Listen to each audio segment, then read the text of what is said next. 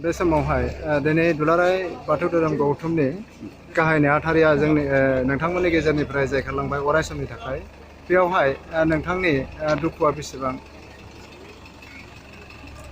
दुलाराय बाथौ गौथुमनि मानगोनां गाहाय नेहाथारि बुदावला दैमारि बुदमल दैमारि बिथाङा दिनै जोंनिफ्राय बहुद गोजानाव आलायनानै थांबाय।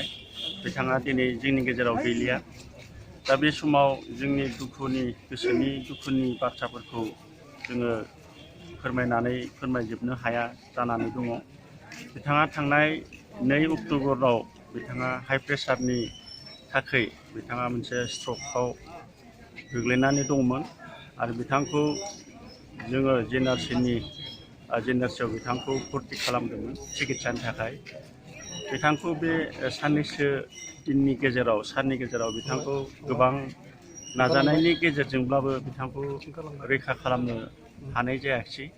बिथाङा दिनै फुंबिलिनि 3:35 बिथाङा जोबथा हां लायो, हगारो।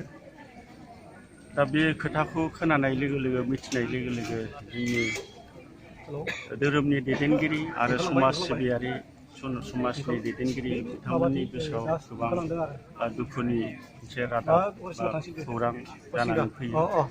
दा बिथांनि बे हरखाबै अबथिरा जिउ गोमानायाव बा अबथिरा जोंनिफ्राय आनज्रायलांनायाव जोंहा गोबां सुख'नो हायै जोंहा खहा जाबाय।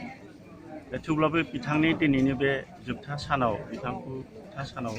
जोबथा बिदाय होनायनि बुब्लियाव जों गासै जोंनि बाथौ सिबियारि आरो अन्यान्य धोरोमफोरनि सिबियारि सुबुंफ्रा दिनै बिथांनो बे समाव जोबथा बिदाय बिथांनो बिबारनि माला बावफैबाय आरो बिदिनो जोंबो दिनै बे समाव दुखुनि गेजेरजोंब्लाबो बिथांखौ जोंनि गेजेरनिफ्राय बिदाय होनो गोसो गैयामोनब्लाबो जोङो बिथांखौ बे जोबथा बुब्लियाव बिथांनो जोङो बिबारनि माला होनानै जों बिदाय होनो आखायाव लानाय जाबाय।